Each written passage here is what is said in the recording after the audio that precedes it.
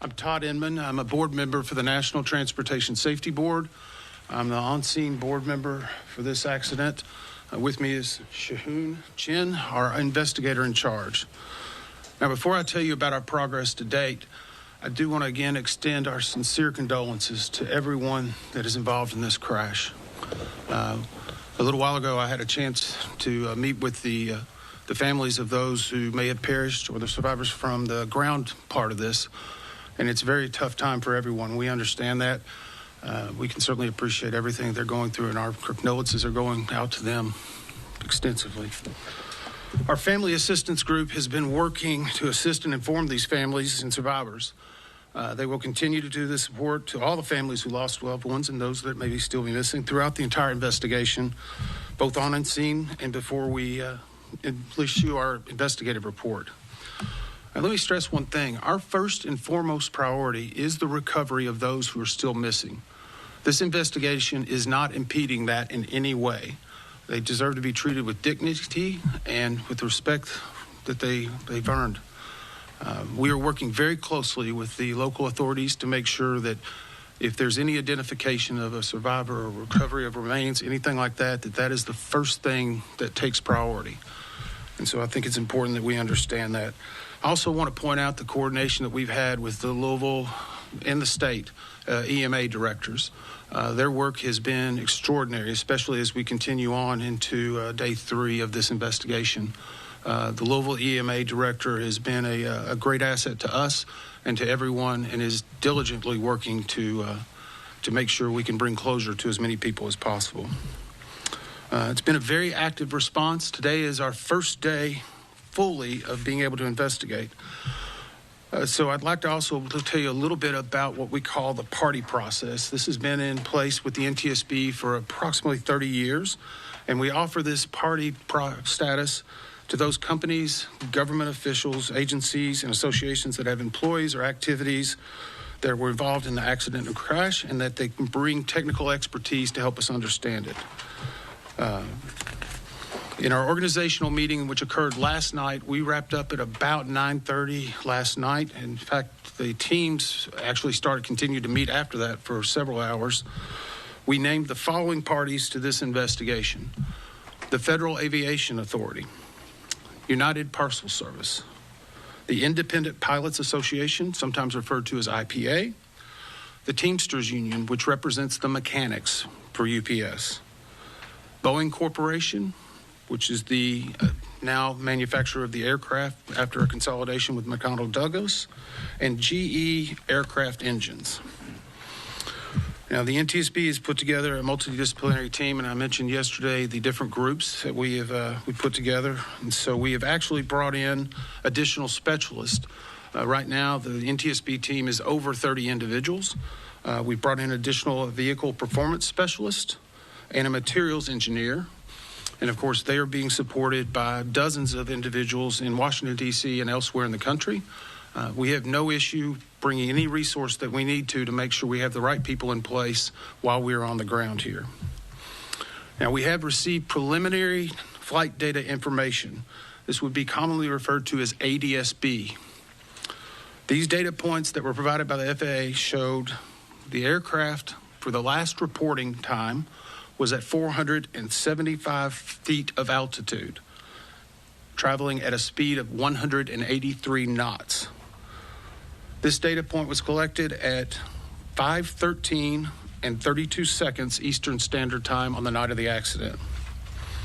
This information will be coupled with the flight data recorder information and other information that we receive that will help us prepare a timeline of exactly what occurred and in what progression, what was known in either the cockpit or on the ground, and it is another important part of the information. Yesterday, we also did what was called a FOD walk. This is a foreign object debris.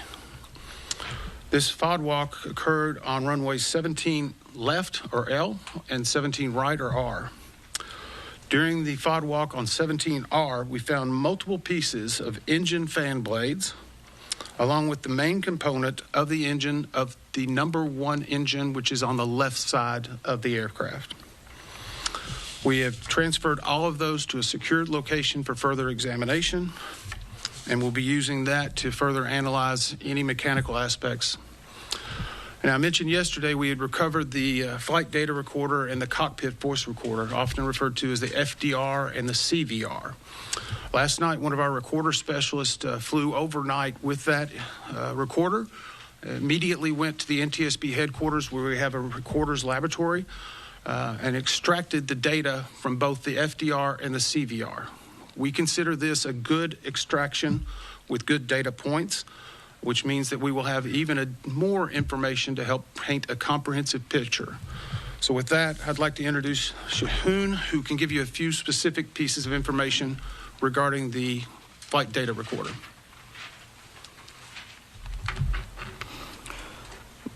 Both recorders were recovered and disassembled at the NTSB Recorders Lab in Washington, D.C. The FDR, or the flight data recorder, download was successful.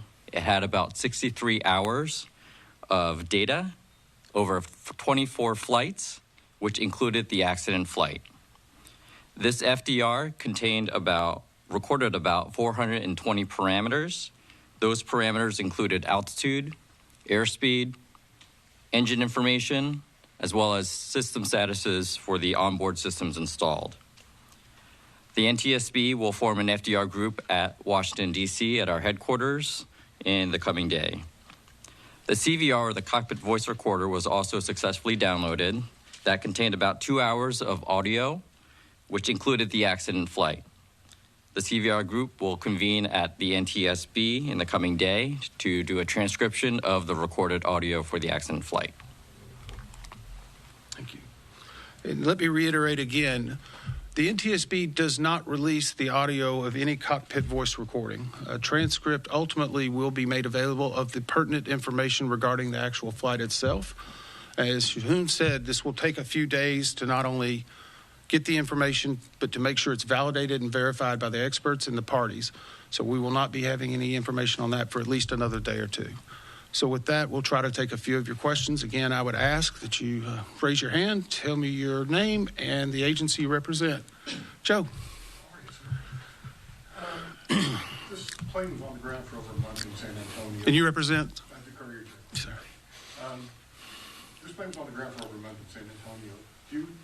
Was it there for repairs? You know, major repairs were done. Was a C check or a D check done? And were the engines removed and pylons removed? So the question for those who may be watching is, we understand that the plane was in San Antonio, Texas for approximately 6 weeks, and what type of maintenance or what type of work was done on that. We are aware that this aircraft was there in San Antonio. We have actually started to pull those records down. We have a specific group that has experts in not only maintenance but repair, job cards, and all of the requirements of that. We're currently downloading that information and going back, and we will actually, as part of the investigative process, we will go back even further from that to get additional pertinent details about certain inspections and checks based on the age of the aircraft. And we will move forward and we will look at every piece of maintenance that was done, even from the San Antonio time all the way to the date of the flight. So those are pertinent and important information. We're aware of it, but it's going to be a laborious process to go through everything, especially whenever you're talking about 6 weeks of being there. We're also pulling CCTV information from the field to be able to understand anything that was being done around the aircraft in the days leading up to it. Yes, ma'am. Valerie Chen with WDRB News. There were reports that the plane was delayed that day as the engine was being worked on. Can you confirm that, and what details do you have? So the question was, there's reports regarding delays in regard to the engine before the flight. We've queried, and UPS has told us at this time there were no maintenance work done on the aircraft in question immediately prior to the flight that would delay it in any way, shape, or form. Obviously, one of our jobs is to make sure we verify anything that we may learn through multiple sources, but nothing to this point has been presented to us to dispute that. So our belief is today that there was not a maintenance issue regarding that aircraft prior to the flight subject. Tom? Mr. Edmond, there is some reporting to suggest that the crew of that plane they were supposed to be on a different plane, and that plane was swapped out for maintenance issue. In other words, they were on the second plane to take to Honolulu. The previous plane that they have been assigned to may have been swapped out because of its own maintenance issue. Are you aware of that? And also, can you speak to if there is a broader concern about the MD-11, what steps will you take to ensure that word is spread out and maybe there's a fleet-wide inspection? You know, each time you ask a question, Tom, you ask two. But that's okay. That's okay. That's okay. The question was in regard to the incident aircraft, and that there's been some reporting or discussion of whether or not it had been swapped out by that crew to take a different plane to on its Honolulu flight. Right now, we've not gotten any specific information on it. The good news is UPS, their flight scheduling and all of their crews are being very cooperative with us, providing everything we need. So we will go back and look at that history, because whenever a crew is assigned, obviously sometimes that's a last-minute change. But with cargo operations, it doesn't happen very quickly if you have to move a lot of cargo and other things. So the good news is, again, we've got CCTV footage. We can be able to identify and validate that very quickly, but it is one part of the pre-flight information that will be part of our report. The second question was in regard to the MD-11s. And I can say this, every aircraft, based on its age, the number of hours and cycles, has to go through a series of checks that have been tested and verified over many years of this plane flying. We are going back and looking to confirm every one of those checks were conducted and to verify. And sometimes in accidents like this, we may make recommendations for a different check or a different type of work to be done. But the most important thing I can stress to you, we have no problem or concern if we find something that is of life safety or that is urgent, of making an urgent recommendation. To date, we have not found anything that would indicate we need to take that action, but we have no problem making that recommendation immediately when we find information that could help the traveling public and make them safer. Yes, ma'am. Alexis Matthews, WLK Live News. As far as your investigation and prioritizing those people who are unaccounted for right now, do you treat the plane victims and the victims on the ground the same in your investigation, or are they classified differently? So the question is in regard to the plane victims and the victims on the ground. Let me again stress, we are not involved with the coroner's operation, the medical examiner, or the emergency management association. Sometimes in the course of the way we brief families, we may conduct separate briefings just because they have a different set of questions and concerns and issues. As I said earlier today, I briefed the families of those who were on the ground. There were approximately 50, 60 people. It's a tough situation. It's hard. Their main issue is, where's my loved one? Because right now no one's been identified. After this conference, I will be briefing the families of those that were on the plane itself.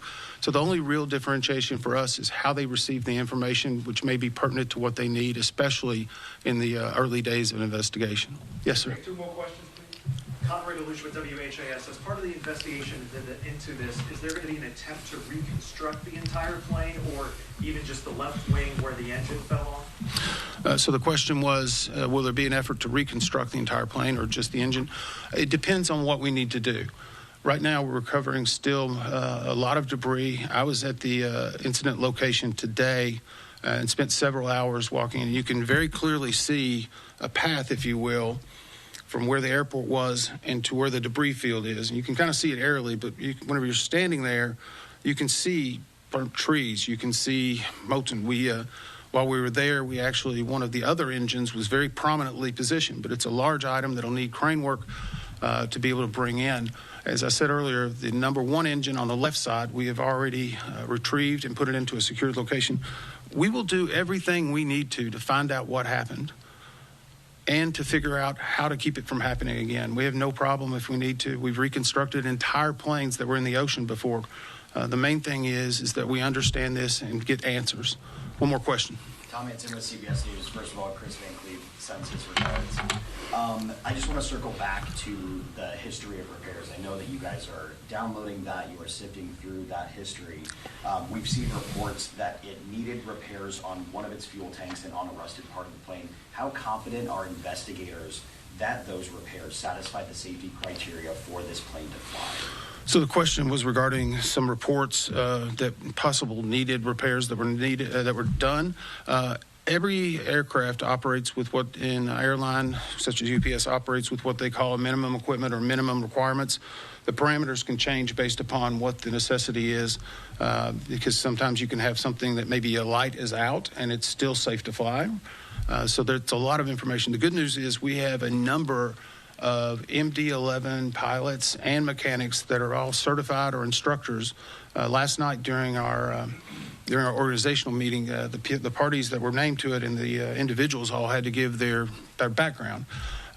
We have hundreds of years of experience on the MD-11 and its maintenance, so I feel very comfortable that those experts are going to be able to see if any repairs should have been done or not. And again, if it's something we learn from this investigation, we have no problem making an urgent recommendation in order to correct the future activities to ensure the traveling public is safe. Thank you very much.